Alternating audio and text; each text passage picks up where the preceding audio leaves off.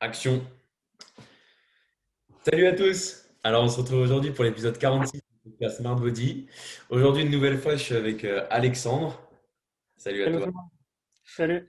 Aujourd'hui, on va faire une petite FAQ pour répondre à toutes vos questions. Donc, c'est un concept qu'on aime bien faire de temps en temps parce que Alexandre, comme moi-même, comme Maëlys, comme tous les membres de la team, on reçoit beaucoup de questions de votre part. Donc, je trouve que c'est bien de faire une vidéo où pendant 30 minutes, on va répondre à un maximum de questions, même si souvent, par exemple, comme toi, Alexandre, tu réponds en story, en faisant des stories pendant voilà, une petite minute où tu vas répondre, par exemple, on va revenir sur le sujet des hormones, où tu réponds vraiment à une question qui revient beaucoup. Là, on va prendre vraiment, allez, on va essayer de prendre une dizaine de questions, je pense, aujourd'hui, et essayer d'y répondre le plus précisément possible. Bah écoute, t'as pas besoin de te présenter, donc on va rentrer dans le vif du sujet avec une question par rapport à Smart Body, parce que ça intéresse beaucoup de monde. Il y a beaucoup de choses qui se passent en ce moment. Donc c'était quelle vision as-tu pour Smart Body sur l'année à venir en 2021? C'est une question qui est compliquée parce que j'ai pas forcément envie de tout dire. Parce qu'il y a beaucoup de choses qui sont. En fait, ce qu'il faut savoir, c'est que sur Smart Body aujourd'hui, il y a beaucoup de choses en cours. Là, aujourd'hui, c'est énormément de travail. Vraiment, c'est des semaines de 80-90 heures où j'essaye d'avancer pour faire au maximum avancer les choses. Il faut savoir que sur Smart Body, fin 2020, on s'est structuré. Donc, on a recruté une autre personne que vous voyez probablement pas sur les réseaux. Enfin, c'est la seule personne qu'on voit pas sur le réseau. Et pourtant, elle fait un travail de dingue derrière aussi pour tout simplement pour nous aider. Elle m'assiste en fait sur tout ce que je fais. Derrière, là, on est aussi en train de recruter deux autres personnes. Donc, une autre personne qui va nous aider sur la gestion des opérations, aussi un graphiste et un créateur de contenu pour toujours aider. En fait, l'idée du créateur de contenu, c'est pour pouvoir proposer plus de contenu. Et derrière, on travaille toujours sur plein d'autres choses, puisque je réfléchis toujours à rendre Smart Body international, ce qui est un gros travail. C'est vraiment très, très, très beau comme travail. Énorme même, et c'est peut-être pour ça aussi où je vais avoir besoin de quelqu'un qui s'en occupe. Donc, j'ai probablement la personne. Maintenant, il reste des choses à négocier. Et puis, les gros projets, on va dire, du moment, les deux gros projets du moment, trois gros projets, c'est le recrutement, toujours recruter, parce qu'on a énormément de demandes, probablement aussi par rapport à ce qu'on fait. L'application qui nous prend effectivement pas mal de travail et les bureaux, les futurs locaux qu'on va devoir avoir. Donc, c'est des rendez-vous enchaînés, les travaux, les banques, etc. etc. Donc, c'est ça les gros projets. Mais en fait, après, il y a plein de projets. Et ce qu'il faut savoir, c'est que notre service sur ce qu'on propose actuellement, pour moi, j'aime bien dire qu'on est déjà sur un service haut de gamme sur ce qu'on propose en France par rapport à la plupart des coachs. Je pense que tu seras d'accord avec moi, Riwan, c'est aussi notre marque de fabrique, qu'on est un peu haut de gamme, qu'on est sur du ultra personnalisé, ultra disponible. Et en fait, ce qu'on propose, on est là, mais en 2020, fin 2021, pardon, ce qu'on a proposé, on va être là. On va vraiment être au-dessus. On est en train de développer énormément de choses. C'est aussi pour ça qu'on recrute pour être encore plus rapide sur nos process, avoir une meilleure qualité de suivi, proposer des nouvelles choses, franchement, qui vont être exceptionnelles. Je le dis vraiment parce que l'application qu'on va mettre en place, les différents recrutements qu'on va faire vont nous permettre de proposer un service qui va être ultra quali. Et ça va être génial en fait. Donc voilà, là l'idée vraiment sur 2021 pour moi, c'est continuer à structurer ce qu'on fait parce que à partir du moment où on grossit, c'est très compliqué franchement de grossir. Parce que évidemment, il y a plus de charges, il y a beaucoup de stress. Comme j'ai dit, il y a énormément de stress sur tout ce que je fais. Et c'est cool parce que ça paye. Mais encore une fois, il y a encore une grosse marge de croissance. Et en fait, l'idée, c'est pas forcément de croître pour croître. L'idée, c'est tout simplement avec ce qu'on fait, en fait, on veut vraiment grossir pour pouvoir toucher plus de personnes. Aujourd'hui, le problème qu'on a, c'est que c'est pas un problème, hein, c'est que mais le coaching, il y a beaucoup de personnes qui sont pas du tout bonnes dans ce qu'elles font. Et encore, une personne qui n'est pas forcément bonne, c'est pas très grave. Mais il y a des personnes, c'est limite pire que d'être pas bon, c'est qu'ils donnent des mauvais conseils ou ils développent des troubles du comportement alimentaire, par exemple, à certaines personnes, ou alors des fois, c'est genre, ils vendent un programme personnalisé alors qu'il ne l'est pas du tout. Et ça, en fait, c'est de l'arnaque. C'est de l'arnaque pour les personnes qui développent encore plus des troubles du comportement alimentaire à certains clients. Là, c'est même pas que c'est de l'arnaque, c'est que c'est dangereux pour leur santé. Et nous, aujourd'hui, c'est un petit peu ce sur quoi on se bat avec Smart Body. Mon idée, c'était effectivement de regrouper une équipe pour mutualiser les compétences et toujours être capable de proposer le meilleur suivi. Mais aujourd'hui, si je veux continuer à faire grossir Smart Body, c'est pour aider évidemment le plus de personnes à être bien dans leur corps, mais surtout dans leur tête, donc se sentir bien par rapport à leur physique. Parce que j'en parlais encore il y a quelques jours avec une certaine personne où en fait on disait que mais 90% de la population peut-être a des TCA ou genre 80%, tu vois.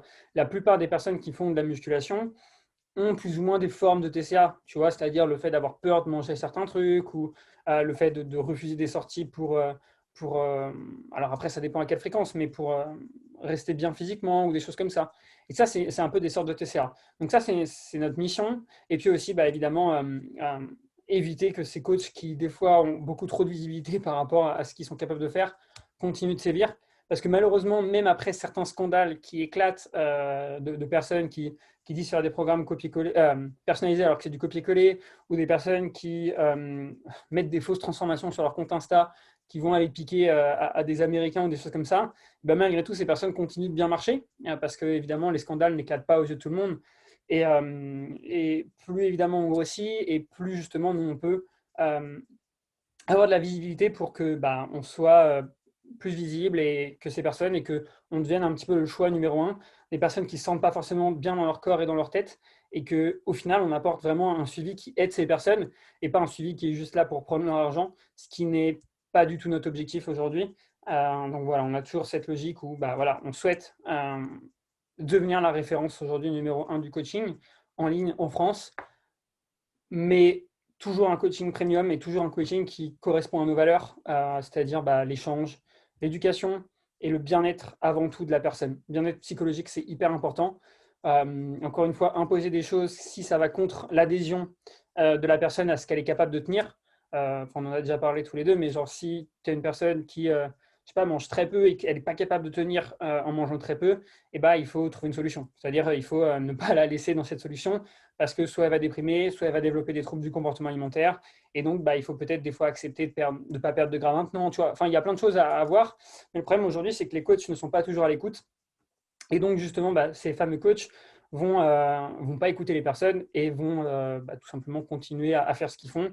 La personne, elle peut manger 1200 calories, elle ne se sent pas du tout bien, elle ne va pas forcément l'écouter. Et ce qui me fait rire, c'est que je parlais la dernière fois avec une autre personne où je me suis rendu compte qu'il avait eu un coach. Il m'avait dit, j'avais demandé un programme sans poisson et sans œufs, je crois. Et évidemment, dans son programme, il y avait du poisson et des œufs. Comme quoi, ça n'avait pas du tout été pris en compte, ça m'avait fait rire.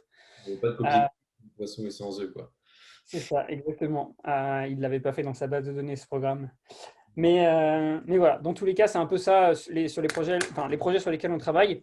Et c'est ce que je disais aussi dans ma story il y a quelques jours, où je disais en fait, ce qu'on voit Smart Body, c'est la vitrine. C'est ça qui est un petit peu difficile à voir. Ce qu'on voit de Smart Body, c'est vraiment ce qu'il y a en surface. C'est-à-dire Instagram. Instagram, Riwan qui va faire des podcasts ou des choses comme ça. Et en fait, c'est tellement plus que ça derrière, parce qu'évidemment, c'est de la gestion d'équipe, mais il y a beaucoup d'administratifs aussi, il y a du marketing, il y a de la vente, tout ça, c'est des choses qu'on ne voit pas. Et les gens ne se rendent pas compte un petit peu de l'équipe qu'il peut avoir derrière pour que Smart Body tourne. Donc, en l'occurrence, actuellement, c'est moi et Axel. Mais justement, on est aussi en train de recruter 2 ou 3 autres personnes pour nous aider en fait à nous épauler sur ça. Et souvent, effectivement, les gens pensent que Smart Body ou moi, c'est que Instagram, on répond aux messages et tu dois être accessible sur tes réponses. C'est bien plus que ça. Et même, encore une fois, là, je reprends l'exemple de toutes les personnes qui créent du contenu sur les réseaux ou des choses comme ça. C'est un travail qui est énorme. C'est un travail qui est énorme, que ce soit sur réfléchir à l'idée de ton post, par exemple, ou réfléchir, le mettre en pratique, donc faire des beaux visuels, puis écrire un texte, puis trouver des hashtags, puis faire des stories.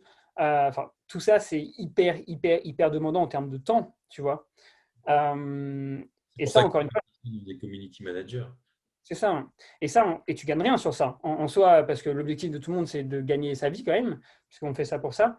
Mais tu gagnes absolument rien sur ça. Tu le fais évidemment pour gagner un peu de visibilité et pour donner de la valeur aux gens, mais c'est quand même du contenu 100% gratuit. Et donc, c'est pour ça aussi que je pense qu'il faut. Et moi, je l'ai vu aussi au fur et à mesure du temps, en me disant, effectivement, s'il y a des personnes qui ont beaucoup d'abonnés ou des choses comme ça et qui proposent un bon contenu, il faut aussi être indulgent avec ces personnes, et il faut comprendre que derrière, elles sont probablement pas seules. Et c'est sûr et certain, c'est vraiment des travaux à temps plein. Même gérer un Instagram, ça prend du temps, tu vois.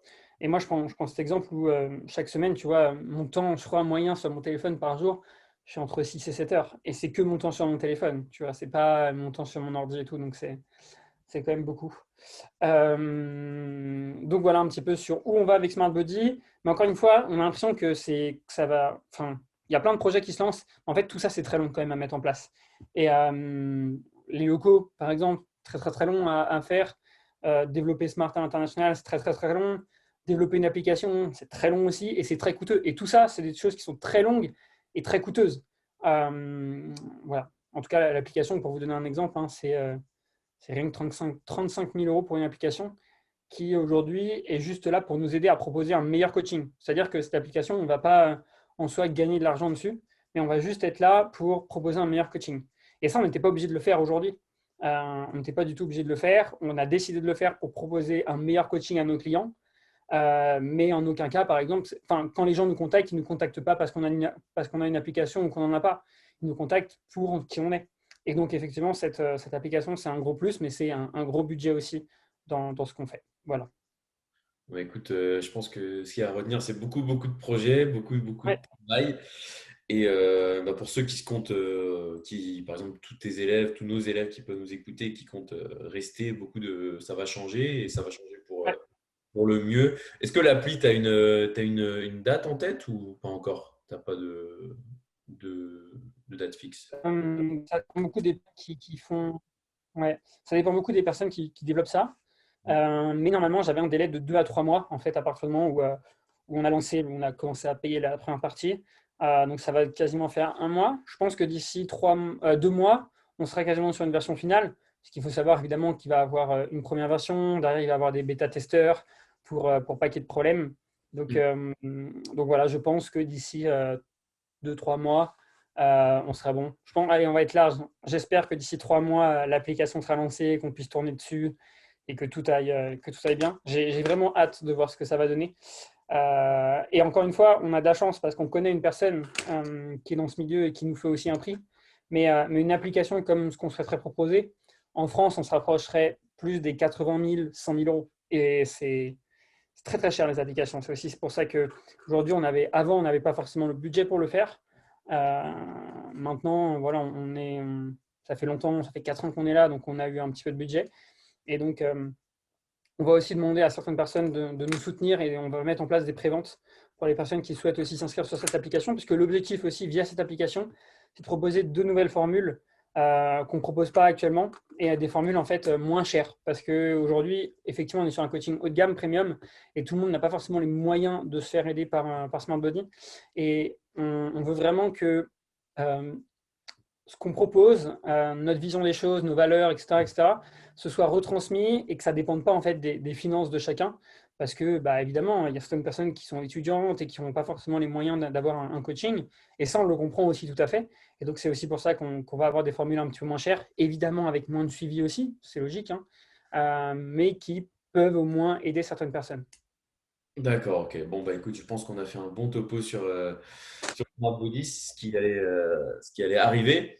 Donc, on va passer un peu plus aux questions un peu plus muscu. J'avais une question, bon, c'est un peu une transition entre les deux, c'est par rapport à l'équipe. C'est comment on se projette vers l'avenir avec la fermeture des salles Ah oui. qui se prolonge. Et est-ce que c'est un obstacle pour nous et est-ce qu'on s'adapte par rapport aux élèves? Donc, je te laisse Euh, ouais, je pense que. Alors, pour nous, c'est pas un obstacle, c'est même une opportunité parce qu'évidemment, le confinement, ça nous a aidé sur notre nombre de clients. Ce qu'il faut savoir aussi, c'est que de toute façon, on le voit nous-mêmes. Aujourd'hui, ce confinement, il entraîne beaucoup de personnes qui commencent à tomber dans de la dépression, des personnes qui sont plus chez elles, donc elles mangent un peu plus. Et au final, comme vous le savez, notre coaching, on a vraiment une approche holistique et on n'est pas que sur le physique. On va venir aider les personnes aussi à se sentir mieux, donc améliorer leur sommeil, améliorer leur bien-être, améliorer leur état d'esprit, enfin tout ça, tu vois. Et le gros avantage qu'on a par rapport à ça, c'est que du coup, on est capable d'aider les gens pendant ce confinement. Alors, nous, ça a été problématique au début, je pense, pour tous les coachs, d'adapter tous les programmes, encore une fois. Bah oui, parce qu'on ne s'y attend pas et on doit adapter tous les programmes du jour au lendemain. Donc, c'est évidemment très, très compliqué en termes de travail et c'est une charge de travail qui est énorme. Maintenant, on a passé ça. Et donc, au final, c'est plutôt bien. On aura sûrement ça quand les salles vont rouvrir. Mais pour nous, on va dire que Smart Body, c'est… Est-ce que c'est une opportunité pour nous ou pas? Je ne sais pas. Pour moi, sur le long terme, parce que en soi, voilà, les gens commencent un peu à en avoir marre et probablement qu'on va aussi avoir de nouvelles demandes avec l'ouverture des salles, puisque je sais qu'il y a certaines personnes, ça les intéresse. Maintenant, voilà, je pense que ça commence à être dur pour tout le monde en termes de Covid. Et moi, si je devais choisir, je dirais effectivement ouvrez les salles. Là, c'est un peu compliqué pour tout le monde. Je pense que psychologiquement, c'est délicat, on ne peut plus faire grand-chose. Et c'est vrai que c'est ouais, c'est difficile. Et on le voit beaucoup avec les personnes qu'on aide. Donc, c'est pas pour ça, par contre, qu'on a moins de résultats avec les personnes, etc., etc. Il y a beaucoup de personnes qui pensent, je pense que tu l'as vu peut-être dans tes clients aussi, Riwan, c'est qu'on a beaucoup de personnes qui pensent qu'on ne peut pas avoir de résultats, mais pour beaucoup de personnes, au final, on est capable d'en avoir avec un minimum de matériel, quoi. Ouais, non, c'est vrai. Après, évidemment, ça devient un peu compliqué pour les personnes qui n'ont pas investi dans du matériel, forcément, Ouais, c'est vite redondant. Mais si, voilà, par exemple, tu as une paire d'haltères, des élastiques, un terrace, comme ce qu'on conseille souvent, qui ne prend pas trop de place et ce qui n'est pas trop cher, il y a toujours moyen de s'entraîner et de varier. Mais c'est plus le côté motivation qui commence à devenir compliqué pour les personnes qui aiment vraiment s'entraîner en salle et qui aiment performer, qui sont peut-être plus dans la performance que dans l'objectif physique. Mais au niveau voilà, de la réalisation de l'objectif, on peut toujours continuer, on peut toujours progresser. Et là, ce n'est pas un souci en soi pour nous. C'est vraiment l'aspect motivation et psychologique qui est un peu plus dur à gérer en tant que coach. ouais, c'est ça, exactement. Et c'est ça aussi qui est hyper intéressant, c'est que les personnes, d'ailleurs, toutes les personnes moi, que j'ai en coaching continuent à s'entraîner et tout, et franchement, c'est top. Je les félicite par rapport à leur motivation, c'est vraiment bien. En fait, ce qui est compliqué, c'est de ne pas avoir une limite des fois de coupure dans ta journée où justement tu vas à un autre endroit, là, tu es toujours chez toi. C'est ça qui peut en fait être problématique chez les gens. Et ce qui peut aussi être problématique, c'est aussi, par exemple, en tant que coach, et ça, c'est un problème, c'est vrai qu'on n'en parle pas beaucoup, c'est qu'en tant que coach, tu es un petit peu le confident des fois des personnes que tu coaches ou des fois le psychologue aussi, tu vois. Tu as plusieurs facettes. Le coaching, ça va vraiment beaucoup plus loin que simplement aider les personnes. Et au final, j'avais écouté un podcast de coach qui parlait de ça, que c'est en fait, tu deviens une éponge, quoi. Le coach, il a toutes les émotions des personnes qu'il a au quotidien et qui vont l'impacter. Et au final, aujourd'hui, quand tu as plein de personnes qui sont pas forcément positives avec leur motivation et qui baissent et que ça va pas, etc., etc., et on ne peut pas les blâmer parce que voilà, ça va pas pour beaucoup de personnes et c'est normal. Et bah là, pour le coach aussi, ça devient difficile. Et moi, c'est un petit peu ce que j'ai remarqué. J'ai eu du mal beaucoup sur ces dernières semaines avec ma motivation personnelle ou comment je me sentais. Donc, je suis motivé par le travail, mais toujours ça, c'est psychologiquement en fait. Tu vois, tu te dis, bah, effectivement, ça commence à me peser et j'aimerais bien genre, avoir une semaine en off et pouvoir couper un peu de tout ça. Alors après, c'est pas aussi. Je suis là vraiment pour mes élèves hein, et je sais que justement, je dois aussi être là pour les soutenir dans cette période.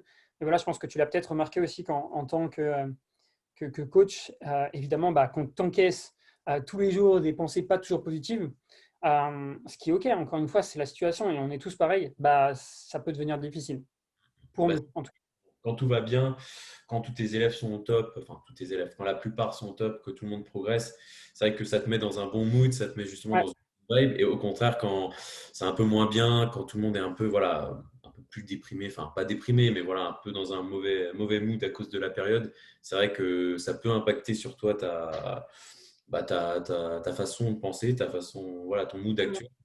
Et voilà, comme tu l'as dit, tu es un peu comme une éponge qui capte les énergies et quand elles sont pas positives, forcément, c'est un peu dur. Mais après, voilà, je pense que toi, avec l'expérience, tu as su, tu sais gérer ça, enfin, prendre du recul sur la situation.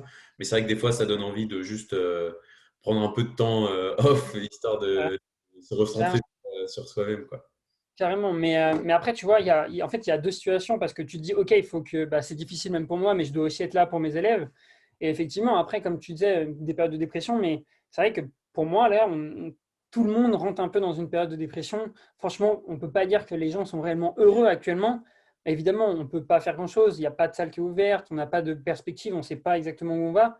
Donc, c'est très compliqué comme période, en fait. C'est très, très, très compliqué. Et donc, nous, on comprend en tout cas que bah, les personnes peuvent se sentir très mal. Et on ne peut pas les blâmer non plus de venir, de pas être motivé ou de pas forcément être joyeux ou de venir se plaindre à nous, parce que ça fait aussi partie de notre travail, tu vois. Donc voilà, en tout cas, c'est ça que je veux dire, c'est que moi, ce que je retiens quand même, c'est que même si ça va pas, tout le monde, enfin, des personnes que j'ai actuellement en coaching, se donnent quand même à fond. Il y a des petits coups de mou des fois, mais ça arrive, c'est une semaine. Voilà. Tout le monde se donne quand même à fond et franchement, c'est top parce qu'il y en a vraiment, c'est super. Et je suis très, très fier d'eux parce que même si ce n'est pas des situations faciles, etc., etc., et bah, voilà, ils se donnent à fond et au final, les résultats sont là. Même si de leur côté, ça ne va pas, même s'il n'y a pas la motivation qui est toujours là, et bah, ils font le taf et du coup, bah, les résultats sont là. Donc, voilà, en tout cas, c'est top pour ces personnes. Parce que évidemment, c'est pas facile de s'entraîner et de garder, je sais pas, 4, 5, 6 mois à la maison d'entraînement régulier et rigoureux, intense. Donc voilà, il faut vraiment les féliciter quand tout est le point et qu'ils gardent la pêche quoi qu'il arrive, quoi. Ça va quand même faire limite un an, hein. Il y a eu Bah, une petite ouverture entre-temps, mais ouais. il y a eu une petite ouverture entre-temps, mais bon, pas très longue, tu vois. Donc, ouais, là, ça commence vraiment à être long. Et je pense que même toi, tu t'entraînes moins que quand tu es en salle, non? Oui, bah oui, oui, bien sûr, parce que ouais, déjà moins de matos, moins d'envie, moins de diversité d'exercices possibles. J'essaye de m'entraîner, ouais, voilà, 3, 4 fois par semaine Ouais, enfin, moi. ça aide à garder quand même. Parce que je pourrais pas passer voilà, un mois sans m'entraîner, j'y arriverai pas. Mais ça permet de garder une dépense et de se sentir bien tout simplement et de maintenir le physique qui. Voilà, tu gères un peu ton niveau calorique, tu gères un peu ton niveau entraînement et puis tu arrives à rester en maintenance et à te maintenir sans régresser, quoi. Donc, Ouais, C'est c'est ça.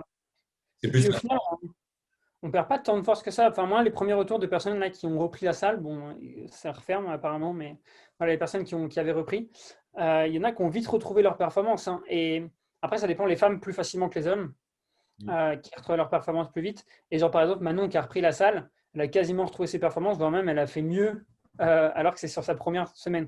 Bon, après, elle avait quand même un peu de matos chez elle, donc ça fait pas tout, elle avait quand même du matos.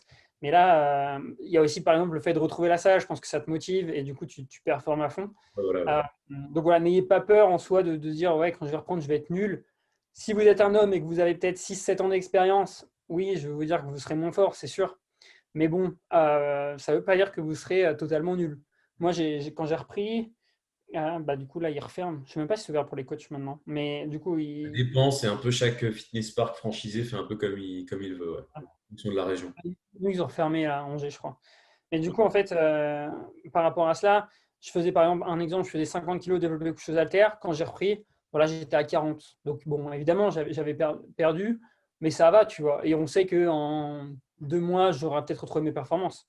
Mm, Après, j'ai pas perdu de poids non plus. Tu vois, j'ai stabilisé le niveau poids. Donc, ça joue. Si j'avais peut-être perdu 5 kilos, là, ça aurait été plus compliqué.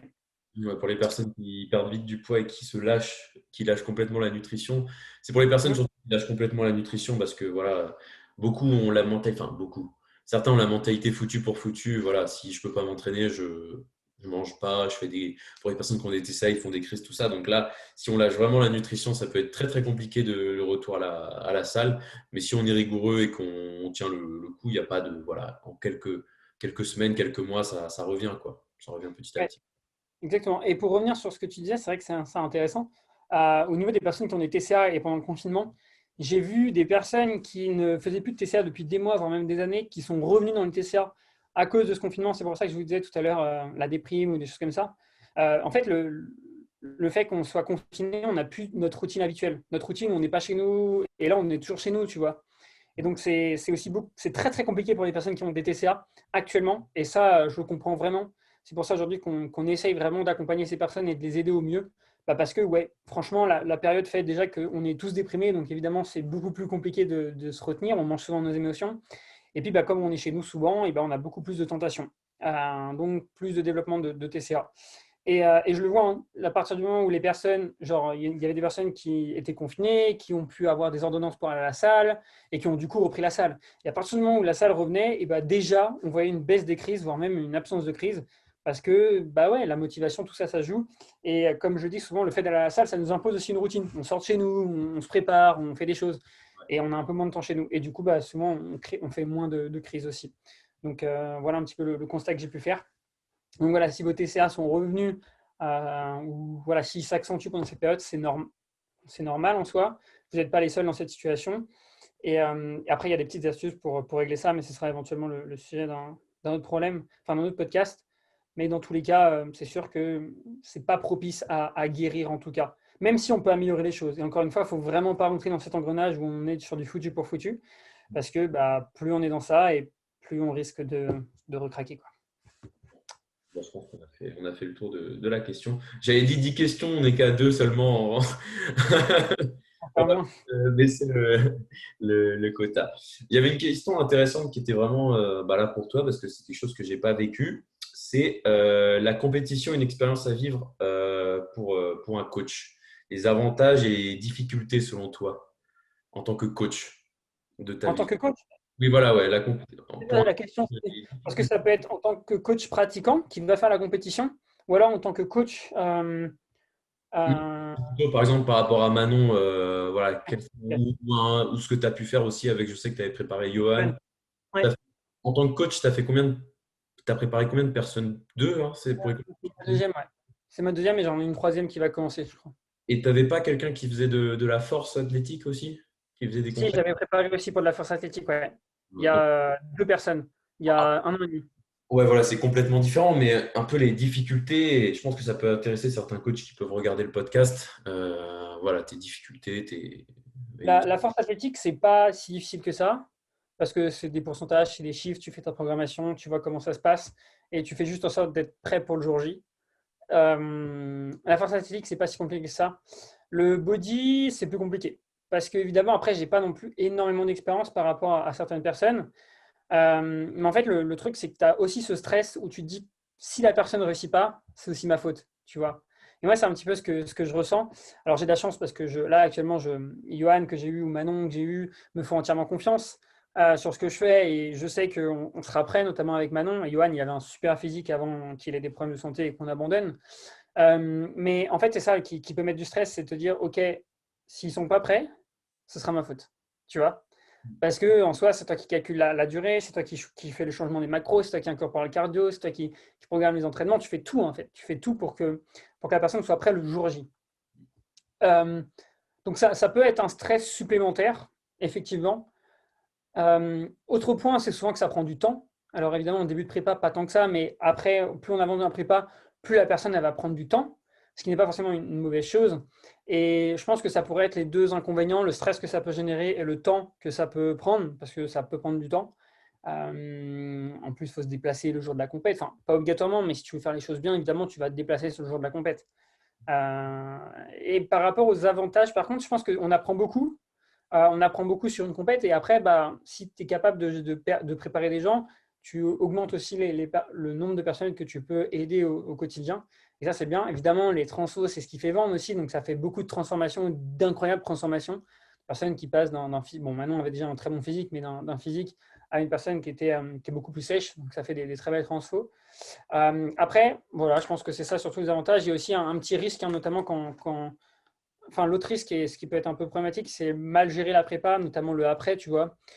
Déglinguer le corps de la femme ou mal gérer le post-compète. Bon, ça, franchement, j'ai pas de doute, je sais que ça va bien se passer parce que je serai là pour accompagner Manon.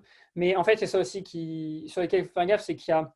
Personnellement, je suis plus fan des sèches longues, tu vois, genre plusieurs mois. Souvent, il y en a qui font ça sur 2-3 mois, 12 semaines. Alors, ok, mais je trouve que c'est d'un point de vue santé, c'est pas forcément le mieux. D'un point de vue contrainte, c'est pas forcément le mieux. Moi, je le vois, il y a des personnes sur Insta qui préparent des gens et les femmes qui se sont préparées, elles ont un cardio qui est incroyable, un nombre de pas qui est incroyable, elles ont des vertiges au quotidien, elles ont tout le temps faim, elles ont tout le temps froid. Enfin, rien ne va en fait. Et tu te dis, putain, ok, quel est le problème? Le problème, c'est que ça y va agressif en fait.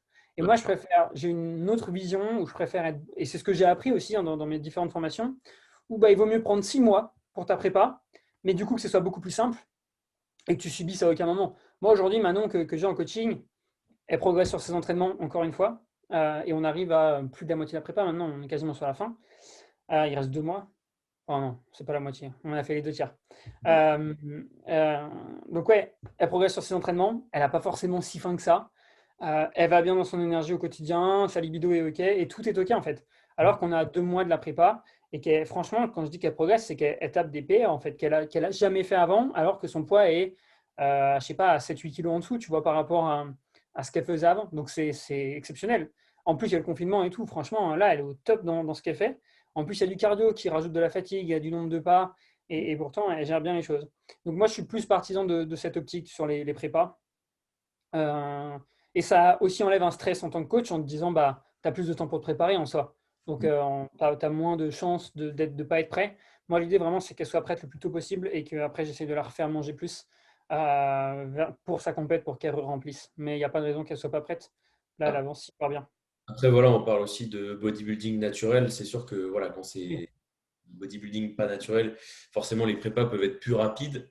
Je ne suis pas un spécialiste, mais les prépas peuvent se faire plus rapidement. Oui. C'est vrai que là, on est plus sur des prises de masse de 1 an, 2 ans, peut-être même voire 3 ans, pourquoi pas. Oui. Et après une période de sèche qui ne peut pas se faire logiquement en 3-4 mois, ce serait pas logique. Plutôt 6 mois, le temps de vraiment bien faire les choses, de justement, comme tu le dis, pas trop réduire le déficit d'un coup, enfin pas trop faire un gros déficit d'un coup pour pas que la personne elle soit morte à la salle et qu'elle puisse plus progresser tout simplement parce que là, comme tu as dit, elle progresse encore. Donc voilà, au-delà déjà le fait de en sèche à 2 mois de la compétition réussir à maintenir sa charge, c'est déjà une victoire. Alors réussir encore à progresser un peu, c'est un bon indicateur en général. De toute façon, si tu progresses à la salle tout en étant en déficit, c'est que tout est Hum. OK. Mais Et on verra après enfin, si elle est prête le jour J, mais il n'y a pas de raison. Mais là, pour l'instant, tu vois, elle perd assez bien. Elle perd quasiment, ça dépend des semaines, mais entre 600, allez, entre 500 et 800 grammes par semaine. Donc, plus d'1% du poids de corps par semaine pour l'instant. Et franchement, après plusieurs mois, tu vois. Donc, ça descend, ça descend, ça descend. Il y a peut-être une semaine où, tu vois, elle a stabilisé ou perdre un peu moins, genre 300 grammes. Mais de manière générale, elle perd beaucoup, tu vois. Et non, donc c'est vraiment super. Et après, je pense que ce sont deux approches différentes. Il y a aussi probablement le fait que, voilà, nous, on prend beaucoup aussi l'aspect santé en compte. Et que je sais qu'il y a beaucoup de personnes en post-compète qui développent des TCA ou vraiment c'est catastrophique la gestion et qui reprennent après du poids. Voilà, c'est pas l'objectif du tout. Donc voilà, toujours l'aspect santé. Et moi, je me suis formé aussi auprès de je vais dire l'élite, ouais, l'élite des préparateurs naturels au monde, peut-être, notamment les 3DMJ, qui sont connus pour préparer des gens naturellement euh, aux États-Unis et qui, eux, ont de super résultats et qui, effectivement, bah, eux conseillent des prépas longues. Des prépas longues pour être sûr que la personne soit en bonne santé. Et en fait, je ne sais pas pourquoi, mais dans cette croyance, souvent les gens pensent que prépa, ça doit être l'enfer, tu vois. Et c'est un petit peu ce qu'avait aussi comme Manon comme croyance, c'est que la prépa, ça doit être l'enfer. Genre, tu dois être fatigué tout le temps, tu dois avoir faim, tu dois avoir envie de rien.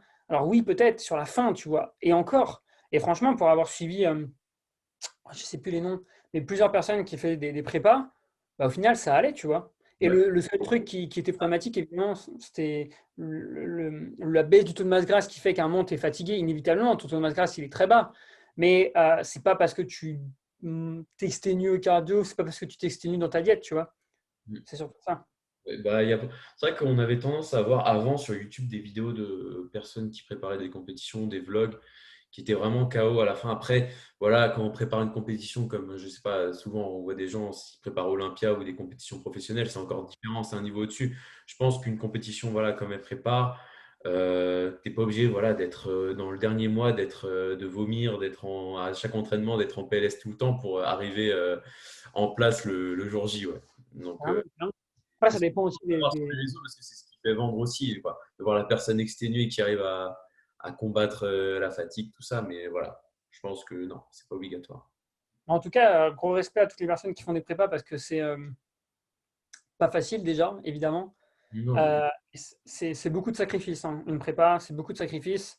Et tout ça, pour la plupart des cas, absolument rien, à part de la reconnaissance et le fait d'avoir eu ton meilleur physique que tu n'as jamais eu. Mais c'est beaucoup de sacrifices avec des risques derrière de développer des TCA ou des risques de ralentir ton métabolisme, tu vois, des choses comme ça. Donc, ouais, moi, au début, tu sais, quand j'ai commencé la musculation, je me disais, ah, je ferai une prépa, j'essaierai, etc. Et aujourd'hui, mais pas du tout, c'est pas du tout quelque chose qui m'attire. Je sais pas ce que toi t'en penses. bah, par exemple, c'était l'inverse pour Ariana. Elle disait au début, bah, justement, qu'il va en préparer une. Elle disait non, jamais j'en ferai une. Et là, justement, elle va en préparer une. Donc, ça dépend vraiment, je pense, des personnes. Il y a des personnes, bah, je pense que Manon, Ariana, elles le font vraiment pour elles, Oui. pour leur, enfin, pour le prouver à elles-mêmes et voir ce qu'elles peuvent donner dans une compétition contre d'autres personnes aussi. C'est quand même à la base, bon. Est-ce qu'elle le fait pour gagner? Est-ce qu'elle le fait pour… Manon, elle le fait pour elle, mais aussi pour… voilà, pour… bah, c'est Enfin, il quand y a même… toujours l'espoir de gagner. Voilà. Il y a toujours l'espoir de gagner, évidemment. Mais oui, c'est vrai qu'il n'y a rien. Si on prépare une compétition, deux personnes de notre équipe sont actuellement en prépa. Mm. Elle concourt un peu plus tard, rien avec le Manon, normalement. Même Bah, si, elle a le temps, ouais. Et même puis, si on risque de décaler avec Manon, puisque la compète sur laquelle elle est prévue risque d'être annulée. Donc, Colmar, donc on va déplacer ça. Soit ça se trouve la même compète que Ariana. Ça pourrait être cool d'avoir deux personnes de la Team Smart euh, sur la scène. ouais. Oui, ça pourrait être sympa, ouais. Bah là, je pense qu'on devrait faire le déplacement si c'est… On va demander à tous nos élèves de venir. Je suis sûr qu'il y en aurait plein qui viendraient. Et je Ouais. pense que l'ambiance, elle serait top. Bah écoute, pour finir, je voulais qu'on revienne sur… Bah, c'est toi qui tenais… Ça te tenait à cœur de revenir sur un sujet où tu as eu beaucoup de retours sur les hormones. Donc voilà, alors là, on va dépasser un peu le délai. Tu voulais revenir dessus. Alors, je voulais savoir du coup… alors, est-ce que tu peux rappeler un peu ce que tu disais d'abord dans tes stories pour juste replacer les choses dans le contexte et les retours que tu as eus justement par rapport à ça? Je suis en train de réfléchir et je me souviens plus à 100%. Mais bon, déjà, ce qu'il faut savoir, c'est que je disais aussi dans ma story que je ne suis pas expert. Je ne suis pas médecin. D'accord. Tout ce qui est hormonal, c'est souvent des choses qui sont traitées par des médecins. Donc, je n'ai pas du tout la science infuse par rapport à ça. Moi, je me base juste sur mon expérience en tant que coach que j'ai eu avec beaucoup de femmes. Ici, je m'adresse vraiment aux femmes. En fait, ce que souvent on voit, c'est qu'il y a beaucoup de personnes qui n'ont plus leurs règles, qui perdent leurs règles, tout simplement. C'est dû à quoi? Des fois, à de la sous-alimentation, des fois, c'est un taux de masse grasse qui est très faible. C'est souvent un mélange des deux. Euh, Autre même, j'irai un peu plus loin que le fait que ce soit juste l'alimentation, c'est aussi le fait qu'il y a un déséquilibre entre les dépenses et les apports. Bah, souvent, cette personne mange très peu et puis elle bouge énormément, par exemple. Euh, donc, au final, on se rend compte que certaines femmes n'ont plus leurs règles pendant un certain temps. Ça peut être plusieurs semaines, plusieurs mois, plusieurs années, puisque ça m'est déjà arrivé d'avoir des personnes qui n'avaient pas leurs règles pendant 4, 5 ans. Sachant qu'il faut savoir que c'est dangereux hein, de ne pas avoir ses règles pour une femme, autre s'il y a un moyen de contraception qui fait que vous n'avez plus vos règles. Mais sinon, c'est dangereux, ça peut mener à la fertilité. Donc, ce n'est pas bon signe si vous n'avez pas vos règles de manière naturelle. Ça veut dire que quelque chose ne va pas. Donc, par rapport à cela, il y a deux situations. Enfin, en fait, il y a plusieurs thèmes qu'on peut aborder. Il va y avoir la contraception et il va y avoir aussi. C'est ça. Oula, j'ai des bugs. Je parlais de ça justement dans ma story, je crois que c'était la contraception. Mais juste revenir sur quelque chose avant, notamment pour les personnes qui ont des taux de masse grasse assez faibles. Souvent, en fait, il y a les médecins ou les endocrinologues vont vous faire des prises de sang et vont vous dire ok, bah non, on n'a pas trouvé d'où venait le problème par rapport au fait que tu n'aies pas tes règles. Parce qu'il n'y a rien de visible en fait. Il n'y a rien de visible. Et en fait, dans 99% des cas, c'est parce que la personne ne mange pas assez ou le taux de masse grasse est très faible. Et je trouve ça dommage des fois que les endocrinos ne soient même pas capables de dire ça aux personnes. Après, peut-être parce qu'ils ne sont pas sûrs, donc évidemment, ils ne disent peut-être pas. Mais dans la plupart des cas, moi, ce que j'ai et mon expérience personnelle, c'est que quand j'ai des personnes qui sont dans cette situation, bah, je leur dis tout simplement moi, je pense que c'est par rapport à ça. Maintenant, ce qu'on va faire, c'est qu'on va manger plus pendant 1 mois, 2 mois, 3 mois, 4 mois, 5 mois, 6 mois, 1 an. Et peut-être qu'on va avoir des améliorations. Et souvent, au bout de 6 mois, 1 an, on a des améliorations et les règles reviennent. Ce que j'aime dire, c'est que par exemple, si vous n'avez pas eu vos règles pendant 2 ans, comptez au moins, je pense, 1 an pour les retrouver. Donc c'est long, c'est très très très très long. Mais voilà, le jour où vous les retrouvez, vous les retrouverez, vous verrez que ce sera le plus beau jour de votre vie en soi, parce que ça veut dire que tout fonctionne normalement. Et ça, c'est ma plus grande victoire qu'aujourd'hui, j'ai certaines femmes qui me disent ok, j'ai retrouvé mes règles, Alexandre, c'est génial. Tu vois. Et notamment des fois des femmes où je les fais manger plus, elles ont du mal à manger plus, elles se sentent pas bien, elles n'ont pas envie de manger plus, parce qu'elles se disent oh, je vais prendre du gras, etc., etc., mais qu'elles le font quand même, et qu'au final, après plusieurs mois, on retrouve nos règles et qu'elles me disent bah, tu avais raison, Alexandre, de me pousser. Ça m'est arrivé avec plusieurs femmes et franchement, ça c'est top comme victoire. Maintenant, pour revenir sur ce dont je parlais dans les stories, en fait, je parlais de la pilule. Il me semble que je parlais de la pilule, ouais.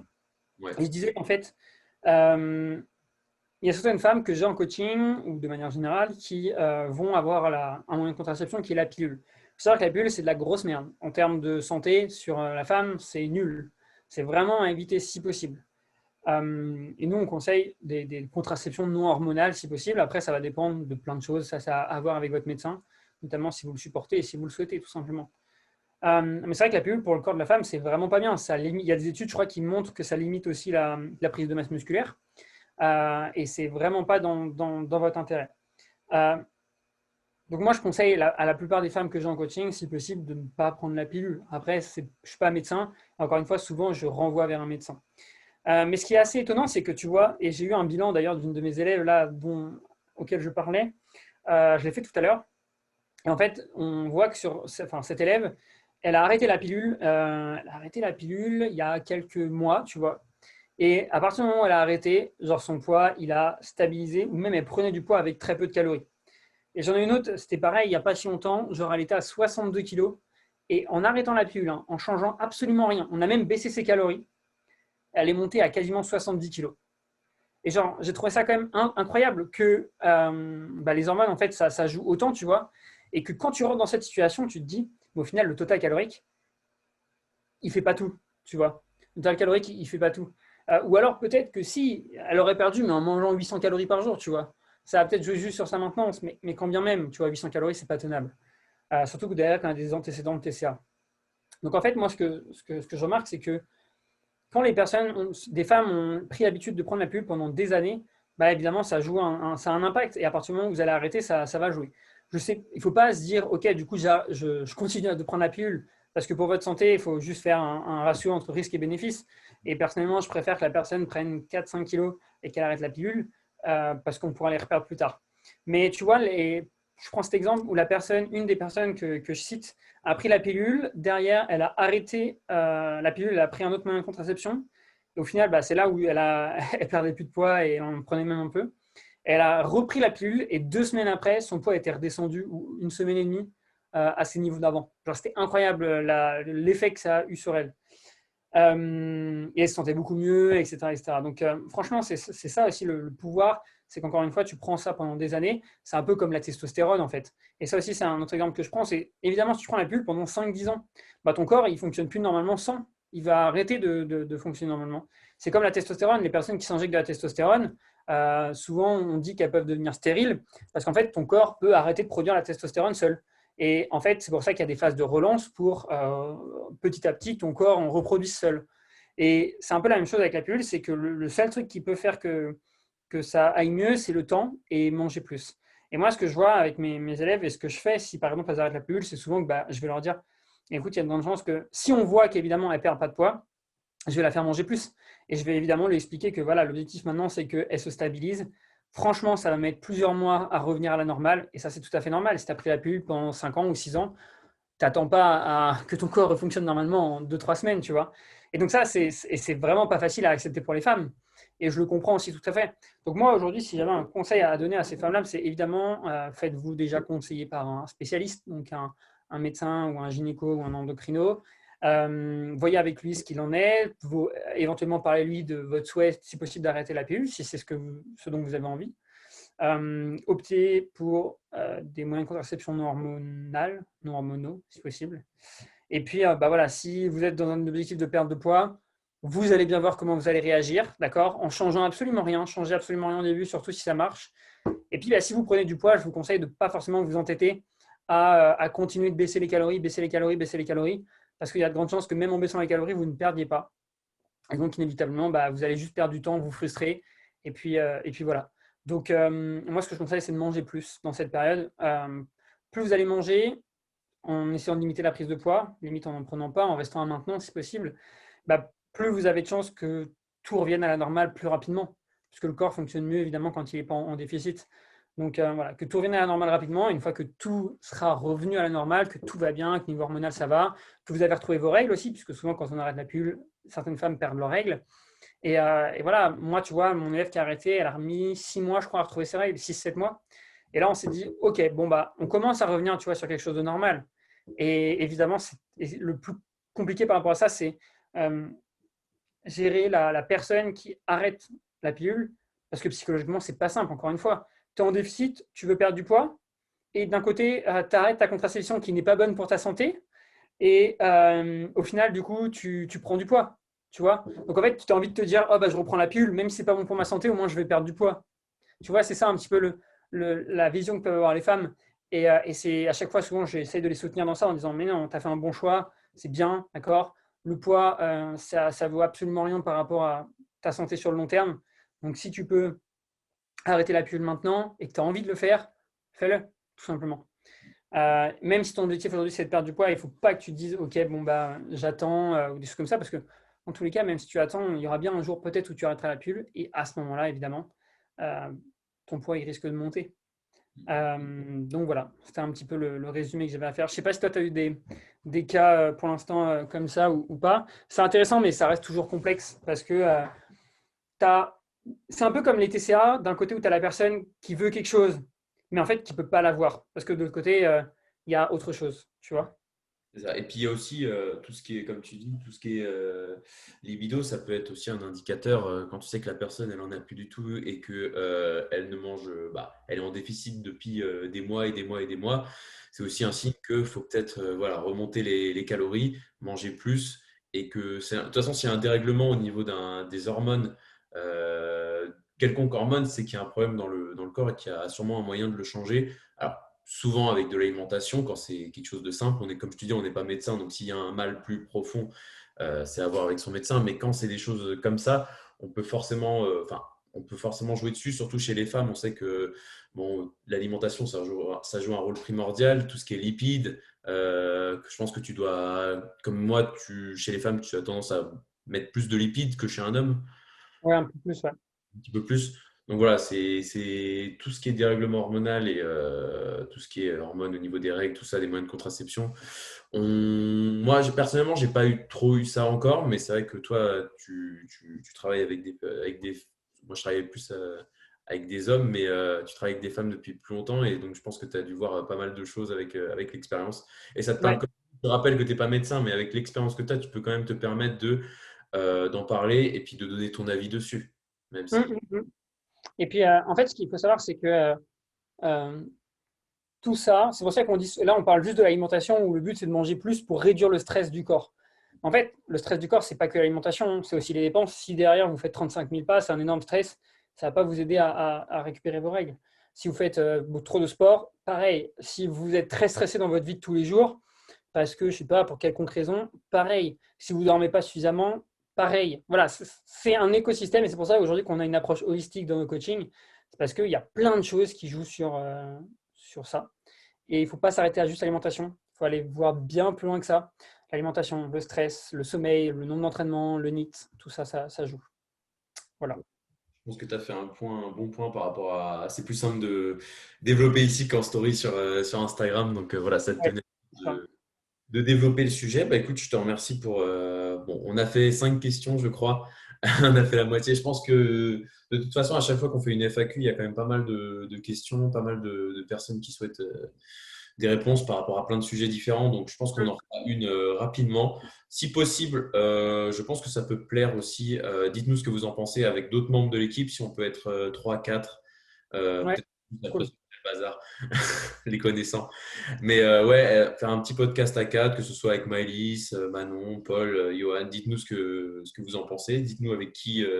Envoyez des messages à Alexandre, l'équipe que vous voulez, avec vos questions, et on se fera un plaisir d'y répondre sur YouTube. Ok, bah, parfait. J'attends vos messages. Merci à toi d'avoir participé. Je Pas vous de souci. remercie d'avoir écouté ce podcast. En tout cas, je vous dis merci et à la semaine prochaine pour un nouveau podcast. Salut à tous.